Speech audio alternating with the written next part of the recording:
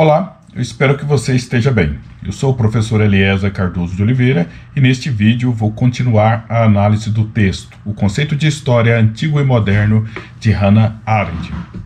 Depois de mostrar a concepção de história no mundo grego e cristão, Arendt analisa dois contextos que influenciaram um novo conceito de história, o Renascimento Cultural e o Iluminismo. O Renascimento Cultural foi o palco do advento da ciência moderna, a partir da contribuição de nomes como Nicolau Copérnico, Galileu e mais na frente Isaac Newton.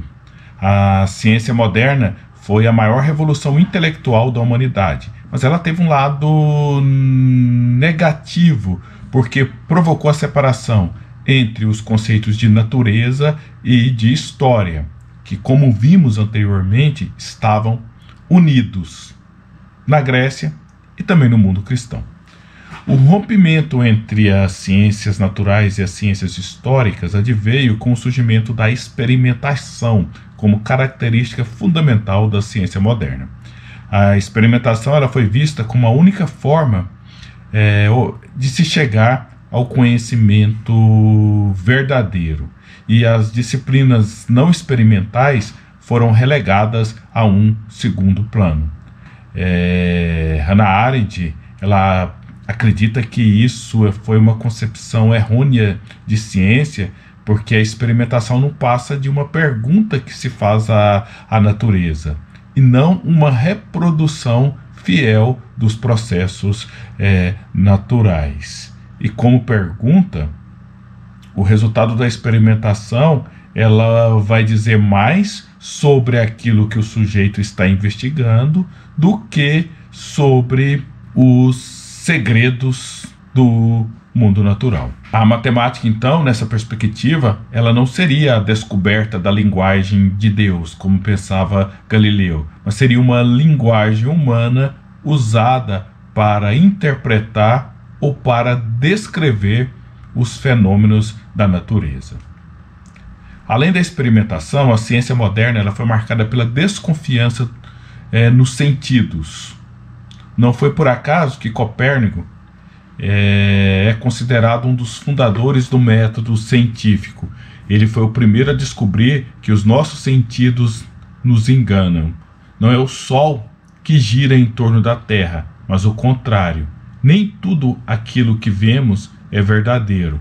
Galileu, ele também mostrou o erro de se confiar no sentido ao criar uma luneta e mostrar que o número de estrelas que enxergamos com a luneta é muito maior do que aquele que nós enxergamos ao olho nu. Com a experimentação e a desconfiança nos sentidos, a objetividade ela perdeu a sua conexão com a experiência humana concreta. A objetividade dos gregos, que era baseada na imparcialidade de relatar o que é grande, ou baseada no esforço de compreensão do ponto de vista do outro, foi substituída por um desejo de não interferência do sujeito no objeto. E isso provocou uma alienação crescente do homem frente ao mundo. A autora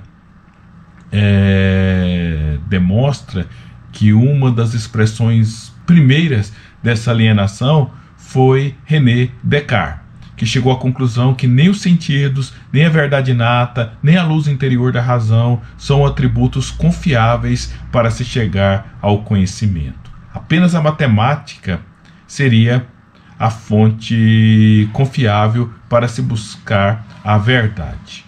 E como a história não se prestava ao cálculo matemático, ela foi descartada como ciência. O conhecimento histórico não teria sentido e, portanto, não existiria nada parecido com o que nós chamamos de processo histórico, pois o passado humano não é passível de ser analisado a partir da experimentação ou descrito em equações geométricas. Isso mudou em outro momento, que foi o do Iluminismo, principalmente graças aos escritos do italiano Giambattista Vico. O Vico se tornou o pai da moderna consciência histórica porque ele foi o primeiro a afirmar que os homens fazem história e, portanto, os homens e as mulheres, logicamente, podem conhecê-la. Por outro lado, Vico ressaltou que os homens não fazem natureza, portanto, nós não podemos conhecer natureza da mesma forma que nós conhecemos a história. Apenas Deus pode conhecer a natureza. Vico era católico, é preciso ressaltar, porque foi ele que a fez. Com isso, Vico foi o primeiro a definir a história como um processo humano que se desenrola no tempo, feito pelos próprios homens. Vico manteve a divisão entre história e natureza. O conhecimento da natureza seria a partir do exterior, por isso era possível explicar a natureza, mas nunca compreendê-la.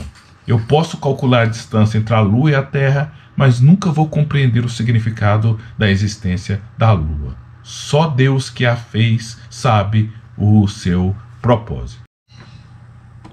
O conhecimento da história seria interior, por isso seria possível compreender a história. Eu posso compreender um escravo, embora eu nunca tenha sido um, pois entre mim e ele existe uma empatia que permite relacionar sua vida com a minha, em termos de analogia de situações de sofrimento ou situações de esperança.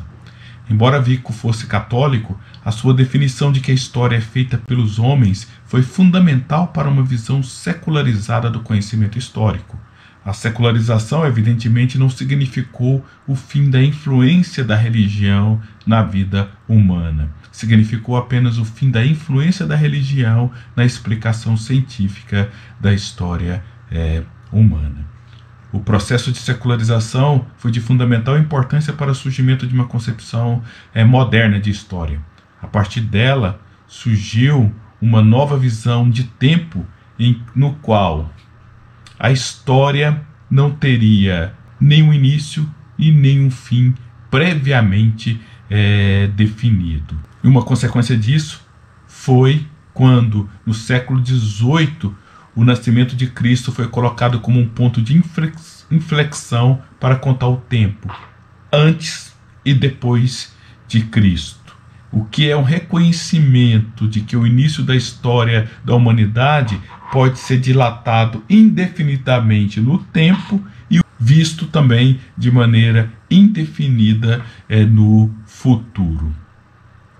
Aquela antiga concepção de cristã do começo com a criação, o meio com a encarnação e o fim com o juízo final, ela desapareceu nessa perspectiva moderna de história.